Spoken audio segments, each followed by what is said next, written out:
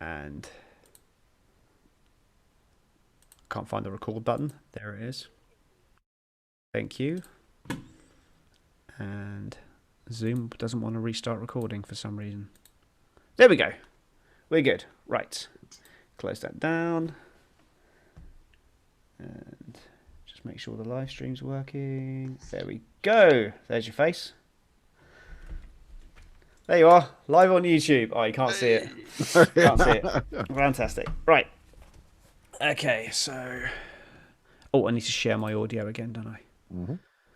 Right. Oh, have you got a link for the YouTube and I'll share it with the guys? Yeah, sure. I will put it in the chat window. Yeah, that's fine. I've just dropped out of it now.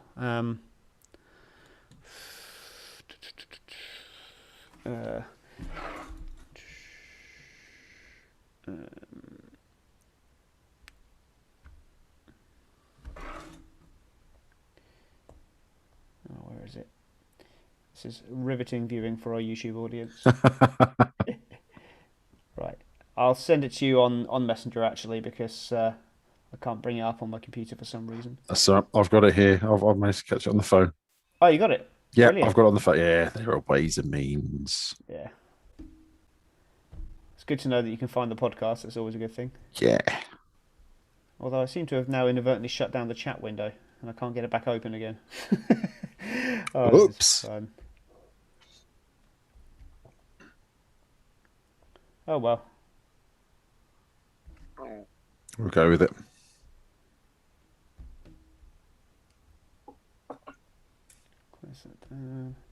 Try one more time to get it going. If not, I'll just go without. I'll just have to ignore any comments. Mm-hmm. It's probably a good thing to ignore them anyway. But... There we go. Back up. Right. Good. Here we go. Back into the podcast. Welcome back to the Monkeyseat. We're now joined by Phil Kinch, who is a man that I met on Facebook the other day. So, hello, Phil. Good evening, sir. How are we doing? Yeah, fantastic. We just finished the first half of our show. So one thing, just a minor apology to the audience. We forgot to do our driver and dick of the day in Formula E. So Charlie has given his nominations. He said Eduardo Mortara for driver of the day, which I 100% agree with, and he's put Lynn or Lotterer for dick of the day. I'm going to go with Lotterer just because he's more of a dick than Lynn generally. So that's me on that. And we also forgot to mention about it was Ericsson's debut. I think Joel Eriksson, I think his name is, in Formula E, and just how well he did, given that it was his first ever try in a Formula E car. So that was for the first half of the podcast. We move on to the second half of the podcast now, where we talk about the Indycar. And due to our complete failure to do a podcast last week, we have 2 race reviews of Detroit and a race review for Road America to get through. So I'll just start proceedings off by going through the few things I wrote down for Detroit races 1 and 2. And I will make absolutely no apologies for being very biased about the winner of the first race. So here we go. At the start, no change with O'Ward maintaining the lead from Rossi and Grosjean. No one wanted to run on the Reds as O'Ward stopped on lap 3. Rossi stayed out until lap 5, but was still behind O'Ward. Newgarden's wheel did a Rahal, but with less wall crashiness, and he was able to nurse it back to the pits. Rossi was taking no prisoners, passing a glut of cars, pushing back to front, including O'Ward. Lap 24, and Rosenqvist had a scary incident. His throttle appeared to stick open, and he hit the barrier head-on, causing a red flag. Fortunately, he was okay, but there was a near 2-hour delay ensued as they repaired the barrier, which had actually split the concrete wall. It was an absolute miracle that he wasn't harmed.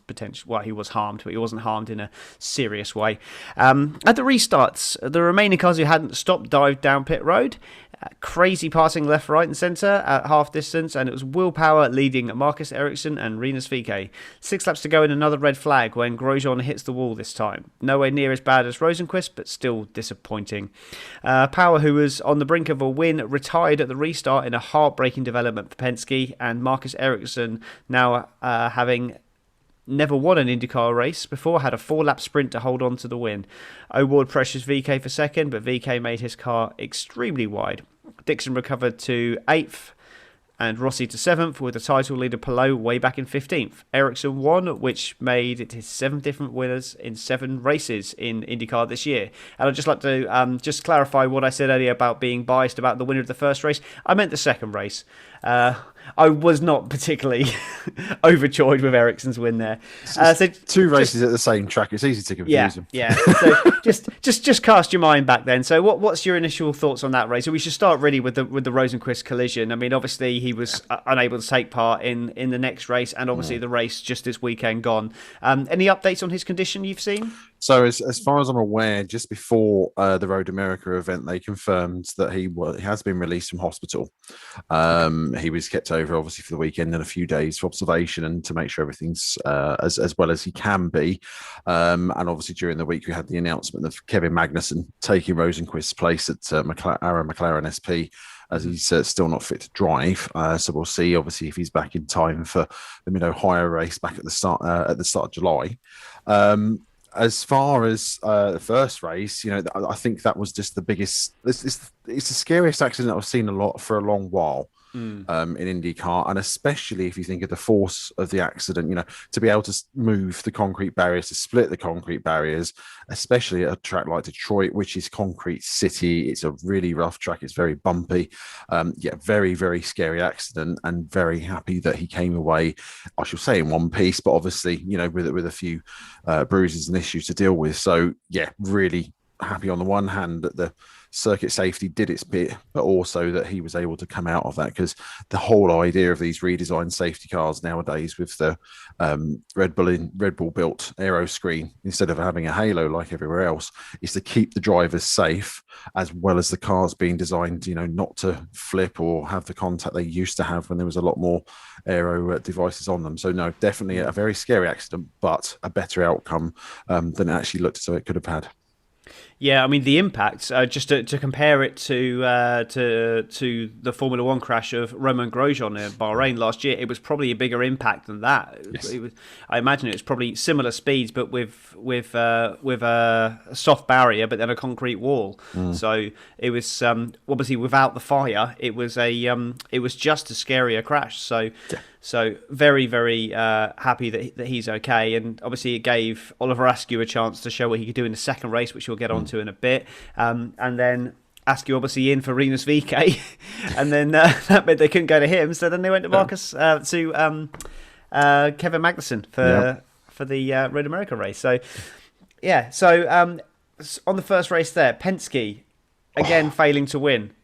Heartbreak. I honestly felt for Will Power when Grosjean having his crash, and obviously nothing he could do. It's a difficult circuit to learn, and he's in his first season, so he did quite well. But unfortunately, his incident brought out the second red flag, and you could hear Will on the radio on the cut live coverage, screaming for some fans, screaming for something. One of the guys from the pits to come over and cool the car down. Everyone thought he was asking for a fan himself because he was overheating, because it was a really hot and humid weekend. But straight away, his concern is the car, and unfortunately, he was on the verge. He had gotten to the front. He was leading. It was the old Will Power we haven't seen for a while, who can dominate from the front when everything works for him. And absolute tragedy that everyone else is streaming out of the pits and his car just won't fire up at all. You really, really felt for Will, who's had, I think you could sort of say, over the last 2 to 3 seasons, apart from his Indy 500 win, he's had a rough time and hasn't been able to pull out the wins or challenge for a championship. And it's either been, he's sort of been a 50-50 driver. He's been getting the wins or he hasn't. And then when he wants them, but he can't get the championship, suddenly they come like London buses. He's getting 2 or 3 in a row. So really, really felt for Will at a time when you could see a Penske resurgence happening and them starting to get back on terms with the other teams that are already out front and winning races this year. And how long has it been since Penske has it ever been this far into a season without Penske getting a win? So they were talking about this at the weekend. So it's 1999 when they went this far into an IndyCar season without having a win. And you're sort of going back to the time when they were struggling with The package with the Mercedes engine they had at the time, the Goodyear tyres, it just wasn't a good package. Ironically, in 2000, Penske did a deal with Reynard, who were one of the chassis providers back then, and suddenly their fortunes turned around. They got in Gilles de Ferran, they got in a certain Helio Castroneves who's still running around, ironically. Yep. And yeah, they suddenly returned to the Penske of old, which were back to the front of the field, dominating, taking race wins and pole positions. So hopefully they can overturn that trend. But it's quite a while since this has happened for them. Yeah, it's and obviously we know, like, looking into the future now. So a spoiler alert here, but they Yeah. still haven't won a race, No. which is just such a sad state of affairs since Roger Penske now owning the entire series and the Motor Speedway as well. It's I mean, it certainly shows that it's not benefiting his team doing that. It's not a case of it's spreading too thin, is it? I mean, considering that you've got Ganassi and Andretti are in all kinds of other formulas as well. You've got McLaren obviously in lots of different formulas, so it's just not working for whatever reason. I mean, it could potentially be something to do with the Chevrolet engine. I don't know what your thoughts on that are, if given that they don't seem to have it seems to be Honda seems to be the benchmark.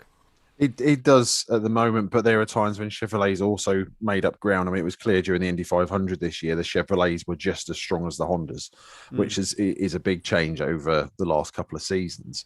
On road courses, and ovals, to be honest, they are equal engines, so it's difficult to sort of say, yeah, you can expect the Hondas to suddenly run up front and the Chevrolet Power guys to fall behind.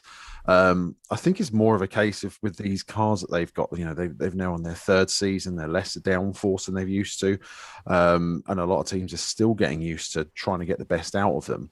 So, and Penske are the best in the business. We know this, that in IndyCar, the first thing you think of is Penske, and then you get Ganassi and Andretti and everyone else.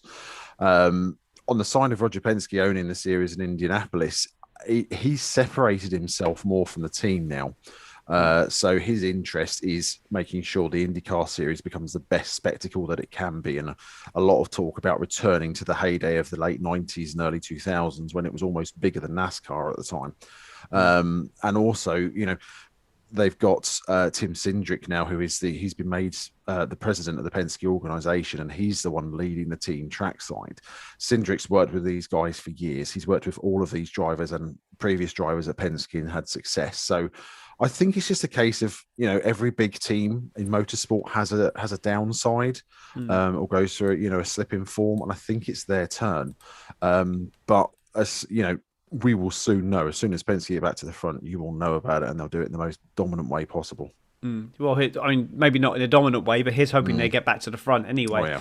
But Marcus Ericsson got his first win in IndyCar. What's your thoughts on him? Because he was a little bit of at times, a bit of a laughing stock in Formula One. Thought of as a bit of a Lance Stroll or Nikita Mazepin, a bit of a pay driver, only there for the money in a back of the grid car. And my first image of him in IndyCar was him driving straight down a pit lane and then doing a 360. So I kind of had a bit of a similar opinion of the guy. But what's your thoughts on him and now getting that first win in IndyCar?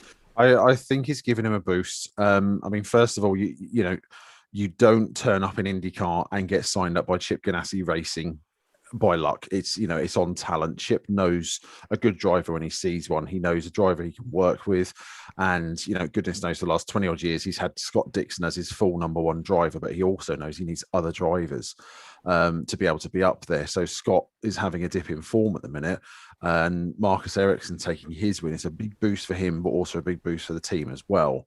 As was said a lot of times, Ericsson's last win in motorsport alone was in GP2 back in 2013. Fast forwards, to 2021, and he's taken his first win in IndyCar. But that's usually the first step to a better confidence, a better understanding, better working in the team. He's capable. He's shown good speed on ovals, which is something that not a lot of people expected, considering his background in Formula One previously, which doesn't go near them. Everyone's thinking, right, Formula One driver, he'll be great on the road courses and street courses. So he's got the talent already on the ovals, and taking the street course win at Detroit is just going to add to that. And I think we'll see more of him as he further improves. He's really doing well, considering he's in his second year at Chip Ganassi. Yeah, excellent. Okay, so we'll move on to Detroit Race 2 then. Again, it's been a week or so since I've seen these, so it's apologies if it's not quite as smooth as normal. But Race 2 comes along, and Newgarden held the lead from Herta and VK at the start. Dixon got tagged by Grosjean and then went into Rossi, but was able to hold it. Then Chilton lost his wing and dropped it into the barriers. That's the first caution. A few drivers took the opportunity to stop, shaking up the order, and Jimmy Johnson started to get racy for the first time in IndyCar since he's moved across from NASCAR, and he was fighting Romain Grosjean. Lap 13, and the earlier collision came back to haunt Rossi as part of his front wing failed, and he was massively struggling for downforce, but had to hold on until his pit window. Ferrucci, after a practice crash, was having a great run in the spare car and climbed as high as 6th. Ericsson's chance of a Detroit double were over when he hit the wall and had to box early for repairs. Dalton Kellett stopped on pit exit for yet another loose wheel nut, which seems to be a bit of a running theme at the moment in IndyCar, and Grosjean then tagged Harvey and spun him around. The result was a puncher for Harvey and a drive-through for Grosjean. Newgarden's dominant lead then started to get eaten up by Herta, who was closing for a final push. After the final stops, Herta was flying towards Newgarden with Palou in third. Johnson binned it with 16 laps to go, closing the whole field up for a grandstand finish. O'Ward passed Dixon on the restart, which was a crucial overtake for the championships, and Newgarden was defending for his life up front. Grosjean ended a bad day by spinning and retiring with both brakes on fire, and another yellow with 10 laps to go. The race was on a knife edge with Newgarden desperately holding on to his worn-out tyres. The 8-lap sprint began with O'Ward, and he did it again, this time passing Sato, and then another pass on Palou, the championship leader. Herta's attack becomes defence when O'Ward, who was absolutely flying, took one lap to pass Herta and set after Newgarden with 5 laps to go. Herta went deep and had to recover and drop back, and Palou managed to get past him. And at the same time, O'Ward pulled a fantastic overtake on Newgarden. Newgarden's tyres completely gone, and now fighting Palou and Herta, with O'Ward absolutely leaving them for dust. Go on, McLaren. Newgarden's incredible defence was complete, finishing second in the race where he'd led 68 of the 70 laps, but the ruthless O'Ward now takes a 1-point lead in the championship, and Penske left begging once again. It's a bit of a thriller, that one, wasn't it? It was. I liked it. Yeah, definitely. I thoroughly enjoyed it. First driver to pick up 2 wins. Obviously, there's been another one now, but we'll get onto that later. So thoughts on that then? So again, this just shows how much Pato O'Ward's come on board since he started last year with McLaren. A lot of controversy last year when Aaron McLaren SP announced that they were taking O'Ward and Oliver Askew on board, and the whole affair with James Hinchcliffe not being involved, and thinking, but surely as a new team, as an amalgamated team, you need an experienced driver. Pato O'Ward is blowing people away. Last year, looking for his first win, trying to find it where he could, but also at the same time setting fast times, a pole position at Road America last year, proving his worth. So the last 6 or 7 laps where he was making moves straight off the restart showed that he was in a really good position. His race engineer Taylor Carl knew that they could do this, and O'Ward is just fearless. He's got no fear. He's throwing the car around at races this year. You're thinking it's going to go in the wall or something, but he's getting fast times out of it. So yeah, great on that respect. Again, Newgarden proving that Penske can do this, that they've got the race winning potential. 68 laps led out of 70, but unfortunately the tyre strategy didn't work for him, and his tyres were completely off the cliff by the time that the restart had come around. Again, this is the game you play in IndyCar if you run soft tyres or hard tyres. And yeah, it's you could see he was dejected with second place. Most drivers would be elated, but he knows there's more there, and he knows that should have been a race win. And the pressure just increases on the Penske drivers as they sort of go through this poor period. So another cracking race, considering it's a circuit you can't overtake well at. Again, both races prove that you can do that really well as well. Yeah, fantastic. So, you mentioned before about Dixon's in a bit of a slump at the moment, and two not fantastic results for him. So he's, I know we've when we had Jack Benyon on, he was saying, Dixon is going to be the benchmark. That's what people are going to aim at. And I even heard people saying, I'm not looking at Palou, I'm looking at Dixon because he's the benchmark. He's where you need to be aiming at if you want to win the championship. But definitely having a bit of a a dry spell in the middle of the season here. Has he hit that cliff with regards to age, or is it just a bad spell? No, I would say it's a bad spell. He's got I want to say a sort of enviable record of he can win a title one year, then he has a difficult year the next, and then bounces back the following year. So he's sort of title miss, and he's sort of that way. He's sort of following that trend again. So, but the speed was there earlier in the year. He was a threat in the Indy 500 till they had the car issue, and then that pushed him back. So, but even, he's still doing what he's good at, scoring points where he can, taking the best positions that he can get out of the car in the race conditions in front of him. And with that, like I say, he's in third place in the title race so far. So he's not out of this by any chance, but his younger teammate Pillow is definitely making him look a little bit silly at the moment, and I think that that could definitely spur him on in the future races. And I mentioned before about Johnson having a spin and doing more, as I often refer to it, as destroying his legacy. We've had a comment in the chat from Darren who's asked, what's your thoughts on on NASCAR drivers joining the series? So lump that in with Johnson. What's your thoughts on Johnson and his season so far, and just NASCAR drivers in general? So, as far as Johnson's season so far, we'll go the safe way. Firstly, are you a NASCAR fan? No, I'm not. Okay. It's not even one of the many series I keep an eye on. No, first of all, Johnson in IndyCar. So it's a big thing. Okay, 7-time NASCAR champion, moves over to IndyCar. It's a big thing for his followers, his fans, and also for IndyCar to get someone of such note joining an already competitive field.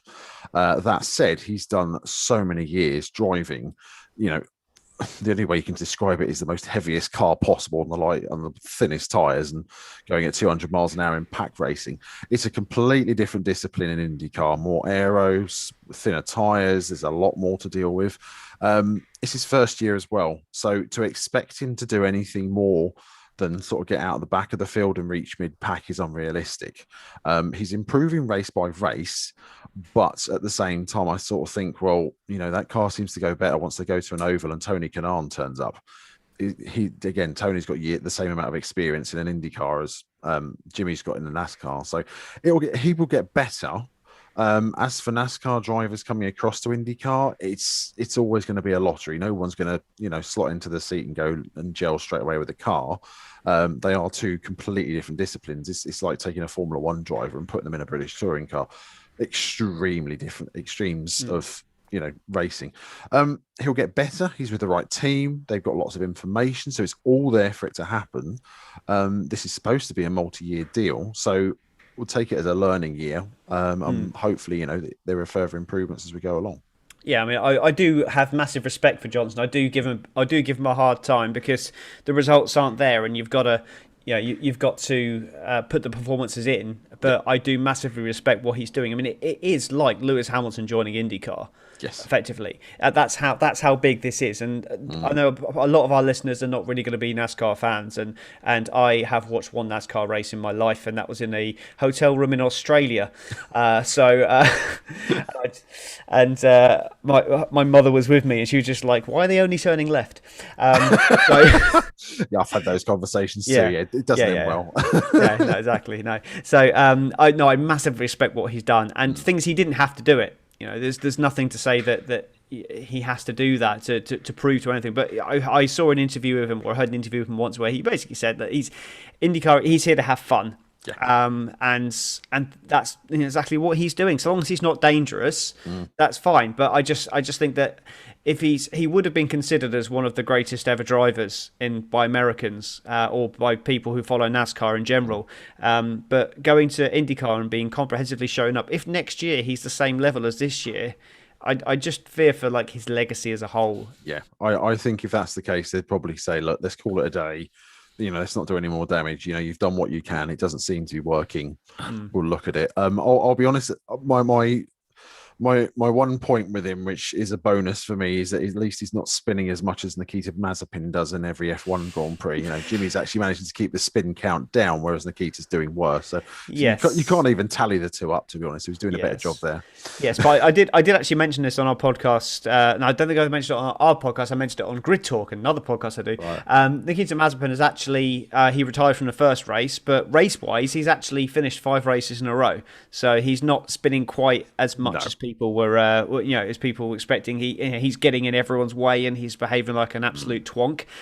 So I'm not saying I like him as a driver. I'm just stating facts that he is finishing races Yes. at the back, slower than everyone else by a country mile, but he is finishing races. So, to finish 19th, first you have to finish. Exactly, yeah. But anyway, Jimmy's doing a better job on that one. But yeah, he's like I said, definitely... we will see how he goes. He's definitely doing a better job than Nikita Mazepin. Yes, definitely.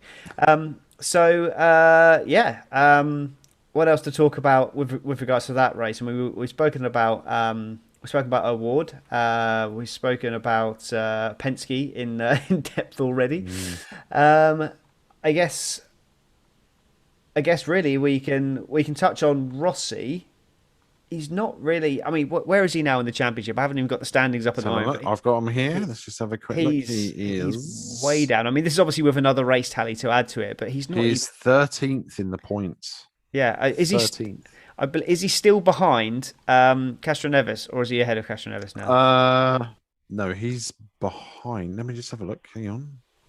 No, he's ahead of Castroneves now. Yeah, because Castroneves' only win and point scores comes from his Indy win. So yeah. Yeah, because he's 13th in the points. He's already made his goal clear. He's going for race wins. Yeah, they're going for race wins. Every year he says he's going for the championship, and something at the minute in the last few seasons is going horribly wrong somewhere. So, already he's on the right. I'm on 13th. I don't think I can make this up. Race wins are my only target. He's having a bit of a torrid time of it and needs to find sort of improvement in form. He's capable of doing this. Yeah. I'll be honest, he's one of my more favourite drivers, and his last win at Long Beach was just metronomic. He took pole, he ran away with it, and he was able to peel off those laps consistently to keep the gap and keep his fuel mileage. So when it works, it works. He is on the button, but he seems to be more of a sort of top 10 runner and struggling in the bottom half of the top 10 if he has issues during qualifying and can't seem to make it up during the race. It's a shame because he's capable of being up there and taking the fight to the others. But yeah, Rossi at the moment is definitely suffering, but also providing a lot of excitement as he's trying to come through the pack. Yeah, okay, so we got another question in the chat here, which is from Nick195. Valid question. I was going to ask you about this driver next anyway, so it seems a good place to slot it in. It's Scott McLaughlin seems to be settling a lot better than Jimmy Johnson. They both come from the same tin top cars. So why is Scott settling better? It's a good question. So Scott's had more time in the car at Penske. He did the last race of the year, I think it was at Laguna. He was also at St. Petersburg race as well. So he had some time in the car last year when nobody was expecting anything from him but to learn. Did a lot of the testing over the winter as well, was really involved in that. And he seems to have just gelled earlier in the year than Jimmy has. So at the same time, there's a big age difference there. Scott is still quite young. He's got 3 supercar titles behind him, having driven as part of the Penske operation down in Australia. So he's got those contacts. So it's almost as if he's transitioned from one form of motorsport to another, taken off the roof, but he's adjusting pretty well to IndyCar and the nuances of an IndyCar. I'll also point out as well to say thank you to the wife for her question this evening. It's lovely that she's watching her husband do a podcast. Not getting away with that one. But yeah, nicely done. Yeah, Scott McLaughlin is a family favourite. So it's good to see him doing as well as he's done, having taken a podium already this year and showing good speed when he's on the various different courses. So yeah.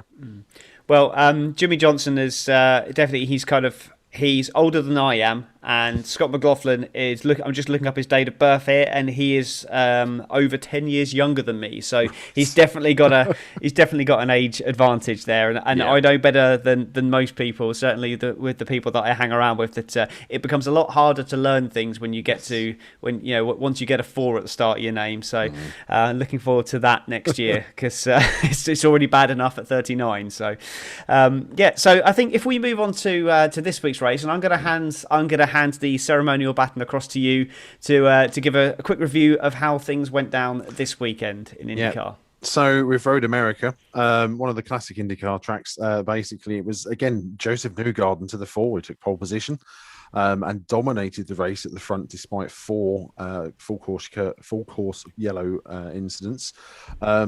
Regardless of that, though, I think it was on the board that early on he had a gearbox issue, and it's almost as if that came back to haunt him. But again, he led the majority of the race, apart from the last 2 laps. He was completely in control. Colton Herta, Alex Palou, and Will Power all well within striking distance during the whole race, within the top 5. And again, Romain Grosjean in the mix as well, driving on a circuit he likened to Spa-Francorchamps, which I must admit isn't far off, to be honest. So yeah, a good all round exciting race, a nice fast frantic race from Road America as well. They're often the best ones, and it was clear there was a bit of indecision during the field as to whether they went for adding downforce for getting through the lower grip corners or just trimming the car out completely to go as fast as possible on the straights, and seeing how that worked out. Jimmy Johnson, as we've spoken about, how he was the first one to cause a caution as he had a spin after turn 7. Ironically, turn 7 was a bit of a sort of jinx for some drivers, because that's also where Kevin Magnussen retired after his car literally died on him. Everything just completely ploughed out on him.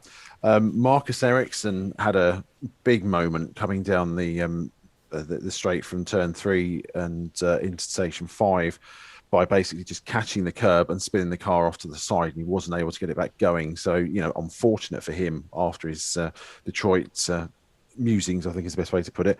And then Ed Jones, another one who suffered. He was doing really well. He was taking the fight in the Dale Coyne Racing with Vasser Sullivan car, and taking the fight to the bigger teams, Scott Dixon, Will Power. He was right in there until his suspension failed and caused the last yellow. And then, of course, unfortunately, we're in a position where we're 2 laps to go.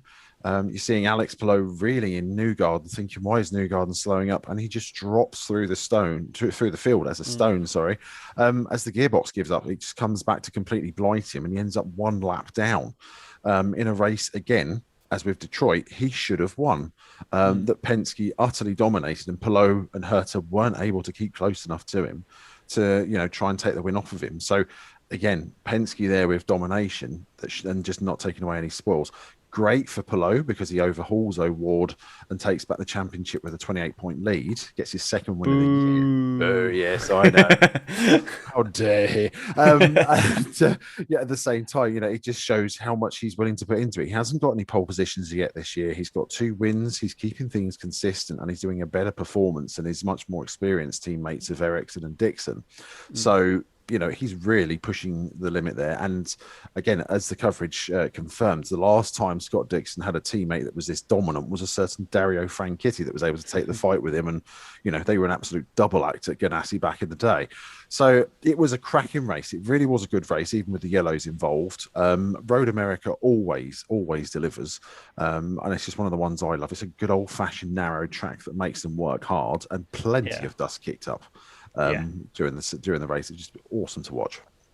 Yeah, it was that I thoroughly enjoyed that one. I watched it. I intended to just skip through it before I went to bed because I watched it quite late because I was doing other stuff, and ended up watching the whole thing. So obviously I skipped through the yellows, but apart from that, I ended up watching the whole thing. But no, there was some definite good talking points to go there. I mean, we got a couple of debutants and substitutions in there.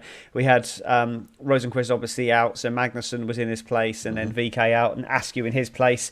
We've already seen how Magnussen led quite a big spell of the race, and heartbreaker. I know he was never really in it to win it, but he was, in a position to have a decent result, and then obviously had the failure, which I knew about before, unfortunately. So that spoiled my fun because I saw it come up on Twitter, and then Askew obviously in for VK. How did Askew's race unfold for you? I think, he's almost starting to earn the term super sub, which was a big sort of thing back in the late 90s and 2000s when drivers would hop in for injured drivers to do a better job. VK is a really good driver, and he's come on strong this year, and he's shown that by taking his first win and the fun he had in the Indy 500. So it's going to be difficult.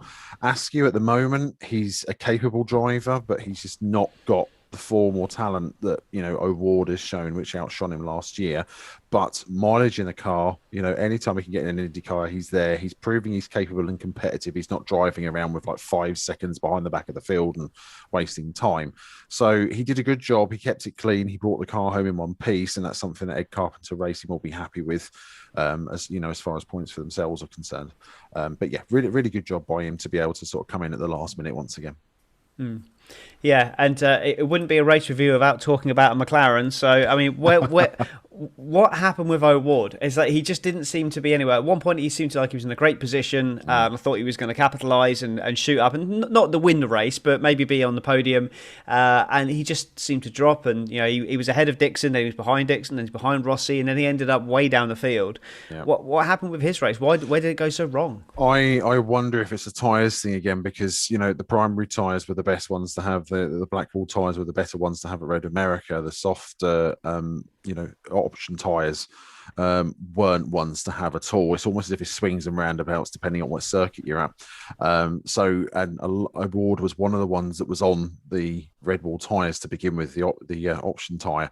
That seemed to hurt anyone that was on that and went on it too long. And I'm almost wondering if his tyre strategy didn't work out for him, which is why he was caught back in the pack later in the race and trying to make places up. He's very racy. We know he can do this. He's got his race wins this year. He's got pole position. He had pole position at Road America last year in one of the two races they had.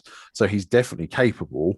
I think it's this one thing in IndyCar that if you can't get the car set right, if you don't get your tyre strategy set right, then you are in for a tough time. And I think the tyre strategy caught him out on this one, unfortunately.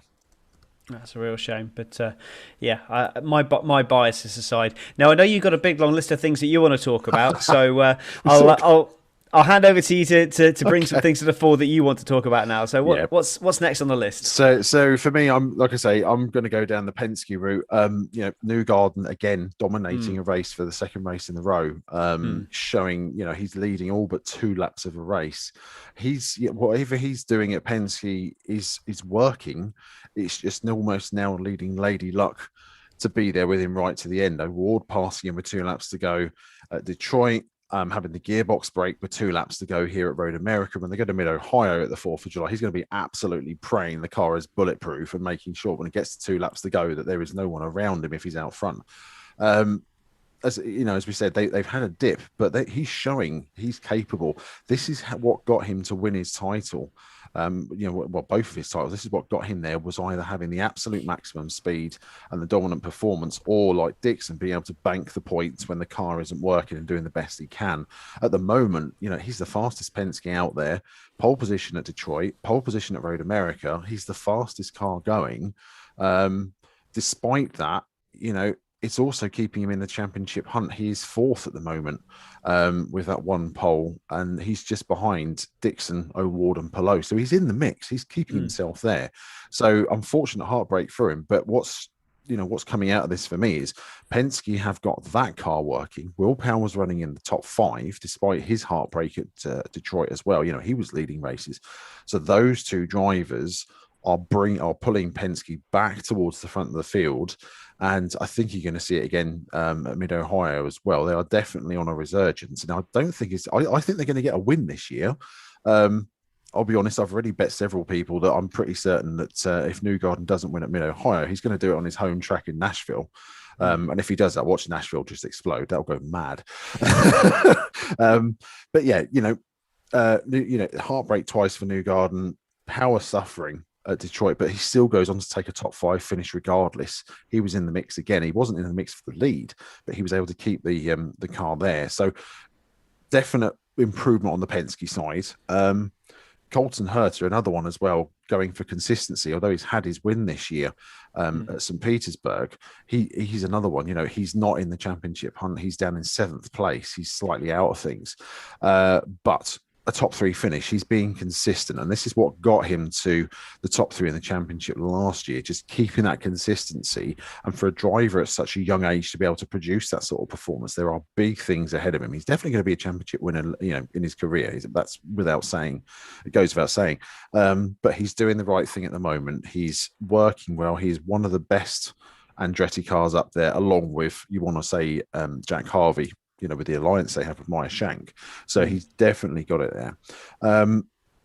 For me, Kevin Magnussen's debut also came with a bit of nostalgia. So his dad, Jan, back in 1996, drove for Penske for several races, standing in, first of all, for Paul Tracy, who'd injured himself at the time, and then for Emerson Fittipaldi. God, there's some names. And yeah, he did really well. He really enjoyed it, but he found IndyCar quite tough at the time and then moved over to Corvette. And we know the story from there with his sports car career. For Kevin, he's already doing the sports cars in America for Chip Ganassi Racing. So again, for me, I wouldn't be surprised if he ends up in IndyCar via Chip Ganassi at some stage in the future. But he's proven his worth already. No, he went into the weekend with no expectations. The team made it clear.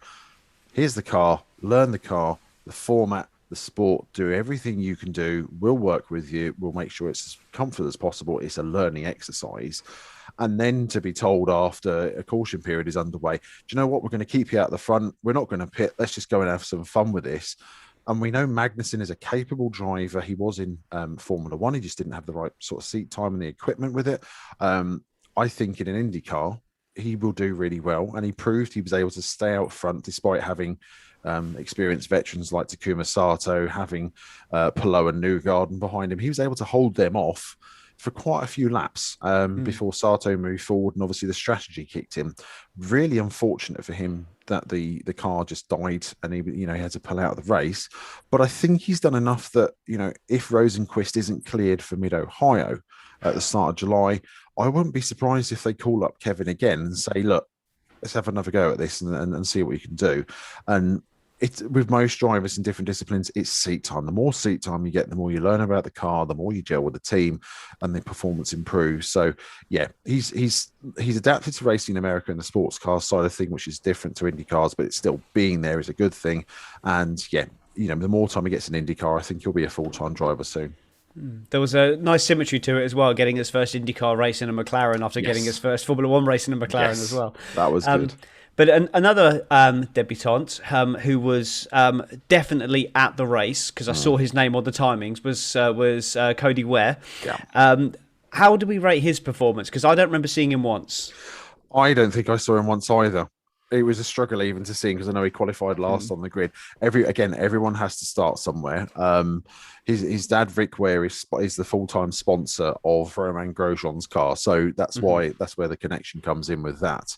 And I think it's a case of I know he's had a difficult time, having learned this from my colleagues who follow NASCAR intently. He's had a difficult time in NASCAR, so I'm wondering if this is a case of they've tried it in NASCAR, it's not gone well. The purple car is doing really well with the ex-Formula One driver in it. Let's see how the sun does in another car. Again, it's learning. Didn't see him at all, I think, on the coverage, unfortunately, which is bad. But at the same time, he's got experience under his belt. If they bring him back for more races in the year, then again, it's a learning experience. And it could be that, as he's not had such an easy time in NASCAR, an early switch to disciplines could work out better for him. I did hear a lot of rumblings on the build-up to the Indy 500 that he was going to be replacing Romain Grosjean in that car, but obviously that never came to fruition. It seemed like it was Kurt Cavan and Kevin Lee that were talking about it, and they were saying it was a done deal, and then it then kind of started becoming less likely, and then all of a sudden the deal was off quite late on. So it's obviously money talks. You've got to bring backing, and if you've got a father involved, we know from lots of other sports, if there's family connections, you've only got to look at the Andrettis, to know exactly where that comes from. And so he was there. I don't think we're going to see him probably challenging the front of IndyCar anytime soon. Not just yet. No, I don't think so. No, but you never know. You never know. It's as you say. You've all got. Everyone learns at different rates. So, what else is on the magical list of things to talk about? So, to sort of go back to the championship leader, it's the second win of the year for Alex Palou. Watching him last year at Dale Coyne, he set the place alight. Everyone was talking about him. This kid that's come over from racing in Japan in Super Formula, which itself is a similar discipline to IndyCar, and that you've got a single make chassis, spec tires, and engines, etc. And he adapted really well, and that's what got him the seat at Chip Ganassi. Dale Coyne Racing is a team that's known for running on a smaller budget than most, so any drivers that do well in that team straight away get the notice of the bigger teams. Chip Ganassi, they don't come bigger than that apart from Penske and Andretti, and even then it's difficult to get in there. And Chip's done exactly what he normally does. He's picked a driver with talent, Palou took the first win at Barber Motorsports Park this year and sort of made everyone stand up and go, whoa, this kid's in decent equipment and look what he's doing.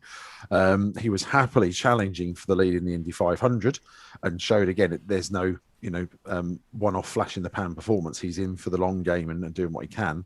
And his consistency as well has kept him up front. So 2 wins, no poles for him as yet. I don't doubt that's going to happen at some point. Pole positions will start coming his way. And he's, as I said earlier, he's outshining his 20-year veteran of a teammate, Scott Dixon, who himself is able to pull these performances out as well. 2 wins under his belt. It's just going to build his confidence. He doesn't look ruffled or sort of caught off guard when he's talking to the press now anymore. It's like, yeah, you've run the race, and he knows that he's done it. He's worked with the team. It's been a full team effort, and everything is gelled together. Palou's going to get another win at least, and I would be honestly surprised unless he starts suffering some bad luck.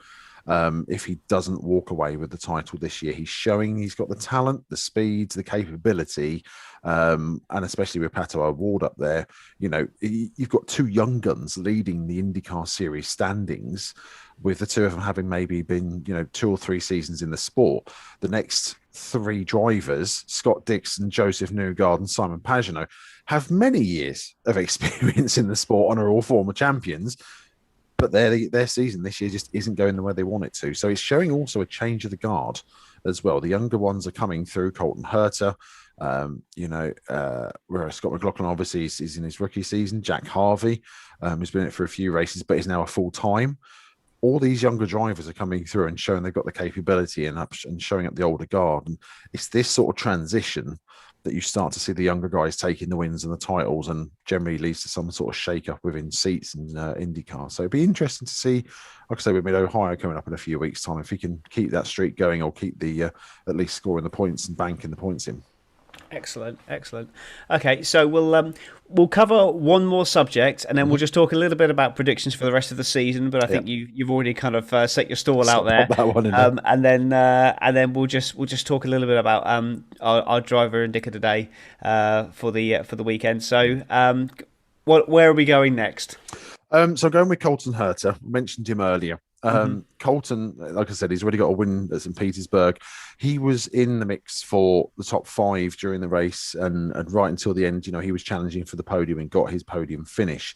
Again, a young gun, he's shown lots of talent since he turned up 2 years ago, and it's almost as if he's leading the Andretti charge, and you can be pretty damn certain that's putting noses out of joint in Alexander Rossi and Ryan Hunter-Reay.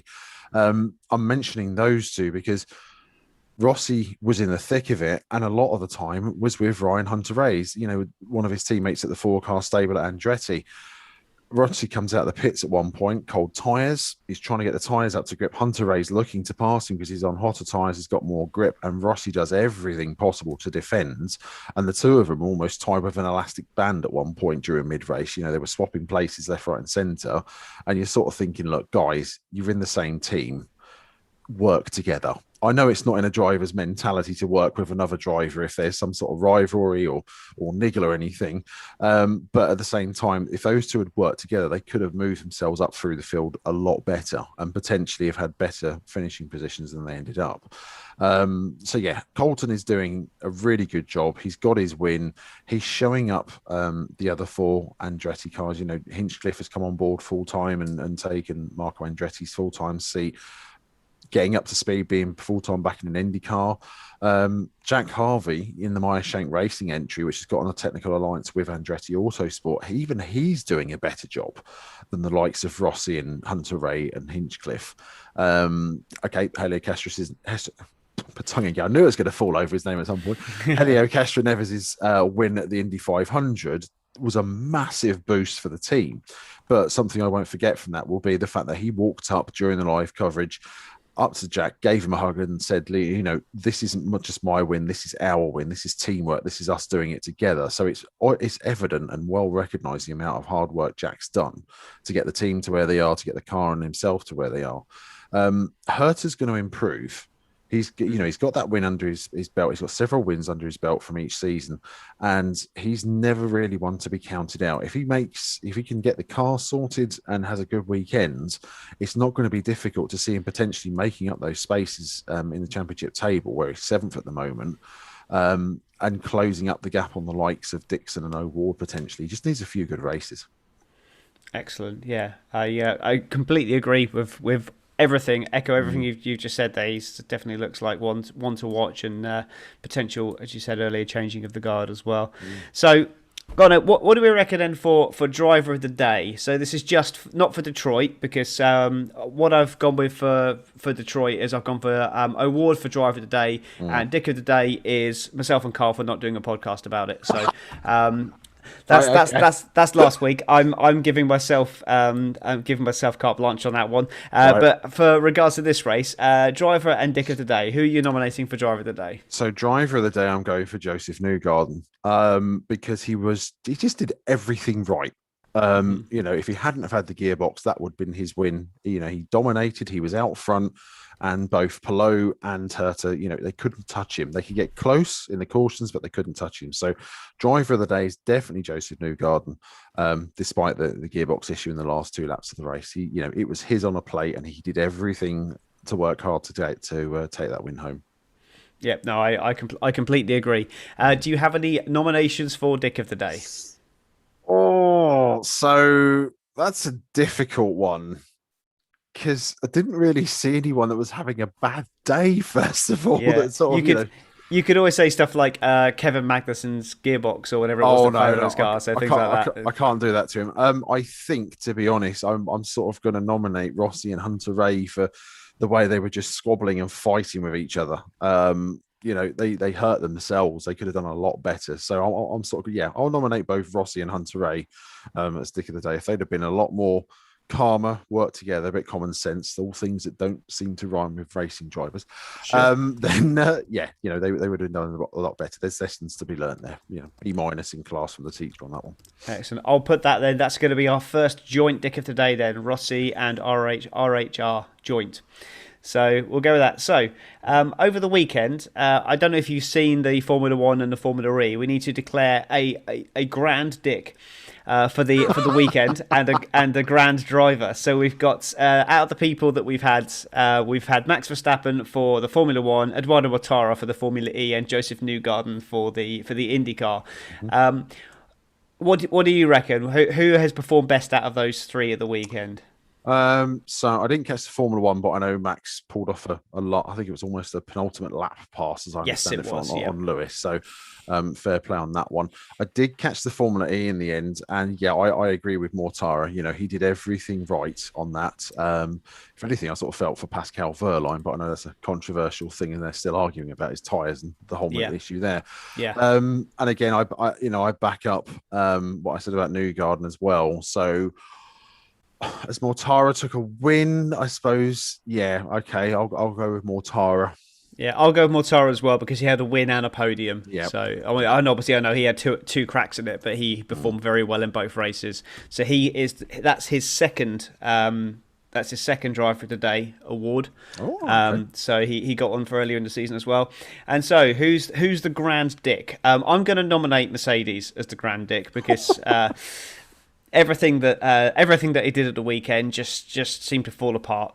Lotterer was the dick for Formula E, which again just kind of drive rarer. Rossi and Ryan Hunter-Reay being a little bit naughty, a little bit short-sighted. But for me, Mercedes were the grandest dick of them all. Any advance on that or any argument? No.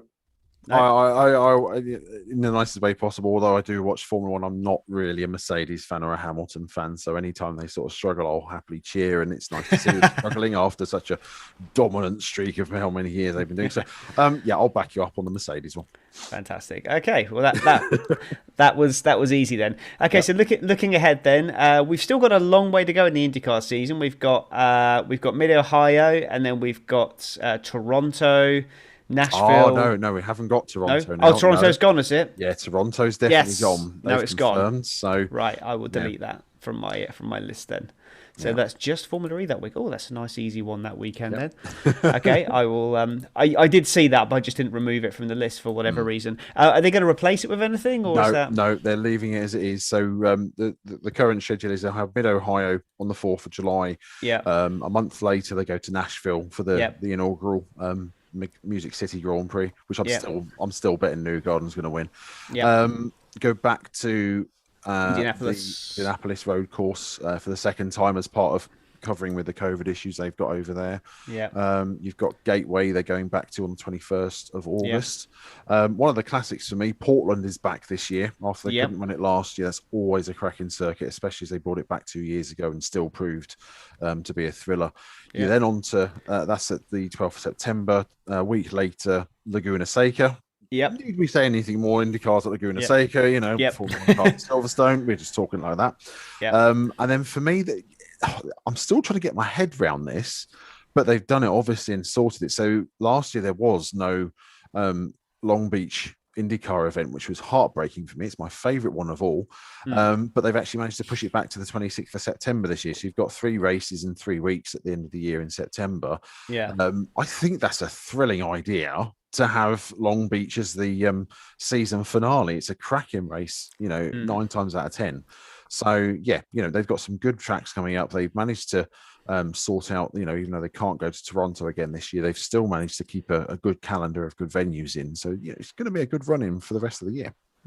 Well, I may well be calling on you for the last 3 races to sub in for me because the 12th of September is which is the time for the Portland Grand Prix is 2 days after I'm supposed to get married. So we'll I may not be on that podcast, but we'll see. I can't go on my honeymoon till next June now. Cheers, Boris. Cheers, COVID. But hey ho, there we go. It's worse things have happened at sea. So we got our health. We can't have our middle class honeymoon, so hey ho. No, it'll be worth the wait. Trust me. we will get over it. So you've alluded to who you think's going to win the championship. Are you sticking with Alex Palou for for your prediction for the championship? I am. I think Pato O'Ward's going to give him a good run. If Penske get their acting gear, they're going to be involved. I think it's going to go the way of Alex Palou, to be honest. I wouldn't be surprised. And, if he does do it in his second year of racing, it just sort of underlines the talent he has. But like I say, guys like O'Ward, Herter, you can't count those out. And all it takes is for the experienced drivers like Dixon, Newgard and Pagenaud to sort of get their acting gear and move forwards. It's going to close up, and all it's going to take is one retirement for any one of these guys to make life difficult. And as we know in IndyCar, which is a good fun thing about it, it's completely unpredictable. You don't know who's going to be quickest, who's going to be fastest. And any one of these guys in the field, almost can take a race win based on the circumstances in the race itself. So yeah, it's going to close up and it's going to be a cracking run to the end of the year. But I'm going to go with Palou on this one. Yeah, I mean, still a long way to go, obviously. My biggest concern over Pato O'Ward was that he seemed to be able to do it on certain types of tracks. Yes. But he seems to have now he's won on 2 very different tracks this year. So it's just down to whether he can pull it off everywhere. I'm not convinced he's the finished article just yet. And for me as well, I just think with Palou, he's obviously a talent. He's definitely one for the future. But I just think it's only 50 points. There's so many points available in IndyCar. Yes. I still think for me it's going to be Scott Dixon.